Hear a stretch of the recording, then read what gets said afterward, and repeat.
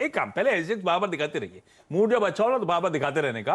250 point उछाल, पूरा Asia बेहतर कामकाज करता हुआ आपको नजर आएगा। और उसके पीछे की वजह है यूएस के बढ़िया मूव्स फ्राइडे को। ऑलमोस्ट तीनों बेंचमार्क्स कह लीजिए 3% उछाल के साथ अक्रॉस द बोर्ड तेजी, और दिन के हाईस पे जाके यूएस मार्केट फ्राइडे को बंद हुए थे। और हम डाइजेस्ट क्या कर रहे थे जब मैं और हर्षदा फ्राइडे का 3:30 का शो खत्म कर रहे थे, भारतीय बाजार बंद हो रहे थे, 2/3 से 1% फ्यूचर्स का उछाल था। उसके सामने 3% फ्यूचर्स मजबूत हुए। तो जो हम डाइजेस्ट करके गए थे उससे ज्यादा अच्छी तेजी बनती हुई नजर आई। हाँ, आज सुबह प्री मार्केट में यूएस फ्यूचर्स फ्लैट हैं, 1/4% तक का दबाव है, पर फिर भी जो हम छोड़ के गए थे और जहां खड़ा हुआ है यूएस का, वो पिछली हाँ ये दिखाइए, जैसे मिसाल के तौर पे 30,850 वाला डाव इस समय सुबह 31,400 डाव फ्यूचर्स ट्रेड कर रहा है। इस तरह की तेजी डाइजेस्ट करना रह गया है, वही एशिया, वही हमारा एसजेएक्स निफ्टी डाइजेस्ट करने की कोशिश कर रहा है।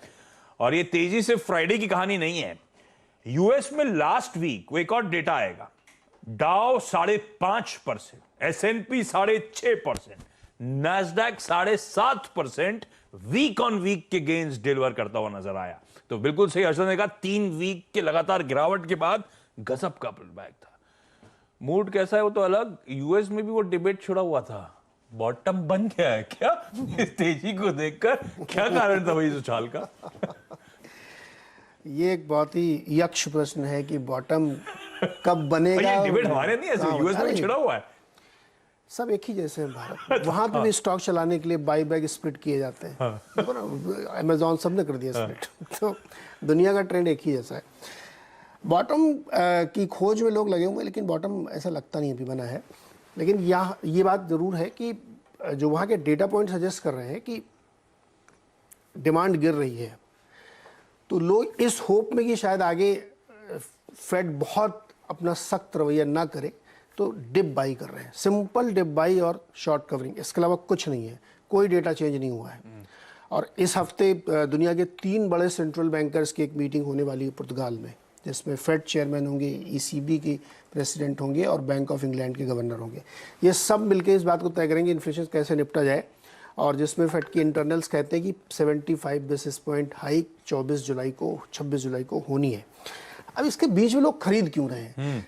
खरीद सिर्फ इसलिए रहे हैं आशीष, क्योंकि एक ट्रेडिंग के लिए शॉर्ट कवरिंग का एक बहुत अच्छा मौका इनको तीनों इंडाइसेस में मिल रहा है।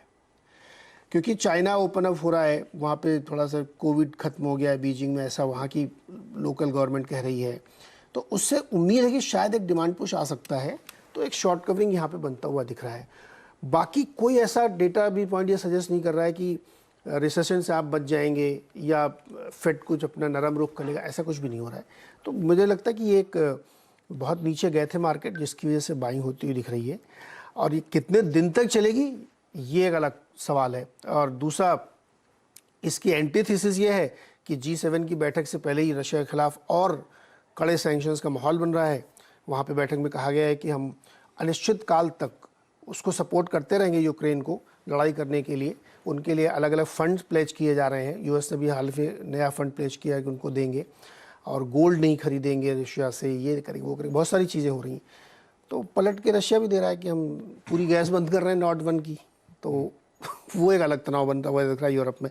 मुझे लगता है कि शॉर्ट कवरिंग है, इसके अलावा कोई फंडामेंटल चेंज नहीं हुआ। पर पावरफुल शॉर्ट कवरिंग है, गिरा भी तो उतना ही था। हाँ, ये है बियर मार्केट 4 हफ्ते से लगातार गिर रहा था। कवरिंग रैलीज कभी बहुत पावरफुल होती हैं, और हमने क्रॉस द ग्लोब इक्विटीज में इसी तरह का पावरफुल पुल बैक आता हुआ देखा है। देखते हैं कब तक लास्ट करता है। डेटा में कुछ बदलाव नहीं हुआ है, जस का तस है। और अब वो सारे इंपॉर्टेंट डेटा जो ये लास्ट वीक हाईलाइट कर रहे थे, समय आ रहा है हमारे को सच का सामना का। ये यूएस के जीडीपी ग्रोथ के आंकड़ों के साथ आगे सारे इंपॉर्टेंट आंकड़े आने हैं। जुलाई का महीना इतने सारे इवेंट हैं कि आप सोचिए नतीजे शुरू हो जाएंगे, फुल इम्पैक्ट दिखेगा। फेड की बैठक है, पूरी दुनिया के इन्फ्लेशन के नंबर आने हैं, भारत का इन्फ्लेशन का नंबर आना है। तो आप कहाँ से बचोगे? ओपेक की बैठक भी इसी महीने है, वहाँ से क्या बढ़ने की उम्मीद है? कुछ नहीं लग रहा है। तो नंबर्स बहुत सारे हैं, तो कैसे मार्केट बिहेव करे। कमोडिटीज में लेकिन कूल ऑफ जारी है। कमोडिटीज़ में कूल ऑफ है, सब जगह गिरा है, कॉपर गिरे, मेटल गिरे, सब गिरे। अब चाइना में ओपन अप हो रहा है, तो हो सकता है कि थोड़ा सा निचले लेवल से बाइंग देखने को मिले आपको, लेकिन अभी तक तो गिरे हैं कमोडिटी।